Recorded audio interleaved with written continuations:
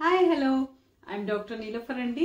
నేను యూట్యూబ్లో హెల్త్ గురించి మోటివేషన్ గురించి చాలా వీడియోస్ చేశాను. ఇంతకుముందు మీరు నా వీడియోస్ చూడకపోతే వెంటనే చూడండి అండ్ లైక్ చేసి ఖచ్చితంగా సబ్స్క్రైబ్ చేసుకోండి.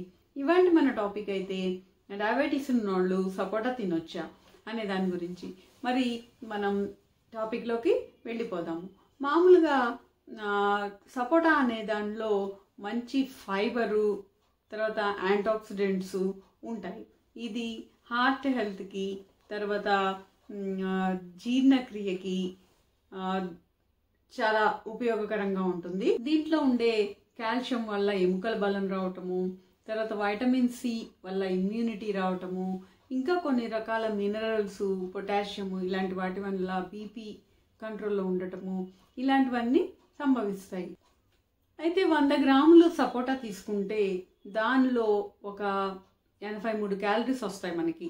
అంతేకాకుండా ఒక 20 గ్రాములు సుమారుగా పిండి పదార్థం ఉంటుంది, 12 గ్రాముల షుగర్ ఉంటుంది. దాంట్లో గ్లూకోజ్ కానీ, ఫ్రక్టోజ్ కానీ, సుక్రోజ్ కానీ ఏదో ఈ మూడు కూడా కలిసి ఉంటాయి అన్నమాట.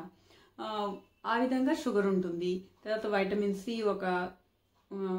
సి ఉంటుంది, కొన్ని మినరల్స్ ఉంటాయి, ఇవన్నీ ఉంటాయి అన్నమాట. దీని గ్లైసెమిక్ ఇండెక్స్ కూడా 57 ఉంటుంది.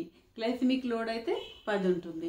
మరి ఇలా మీడియం గ్లైసెమిక్ ఇండెక్స్ కింద వచ్చిన గ్లైసెమిక్ లోడ్ తక్కువగా ఉన్నా కూడా దీంట్లో స్వీట్నెస్ అనేది ఎక్కువ ఉండి షుగర్ ఉంటుంది కాబట్టి ఇది డయాబెటీస్ ఉన్నోళ్ళు తినకుండా ఉంటే మంచిది. ఎందుకంటే ఒక సపోటా తిన్నా కూడా దీనిలో ఉండే స్వీట్నెస్ వల్ల, తర్వాత ఈ పిండి పదార్థం వల్ల, షుగర్ వల్ల డయాబెటీస్ తొందరగా పెరగటానికి అవకాశం ఉంటుందన్నమాట. కాబట్టి ఇది డయాబెటీస్కి మంచి ఫ్రూట్ కాదు.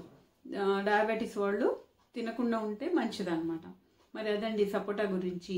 మరి మీకు ఈ టాపిక్ నచ్చితే వెంటనే లైక్ చేసి షేర్ చేయండి. ఏమైనా డౌట్స్ ఉంటే కామెంట్ రూపంలో తెలియజేయండి. అండ్ సబ్స్క్రైబ్ చేసుకొని నోటిఫికేషన్ ఆన్ చేసుకుంటే ఇలాంటి మరిన్ని మంచి వీడియోస్ మీరు చూడగలుగుతారు. And thank you for watching. మరొక వీడియోలో మళ్ళీ కలుద్దాం.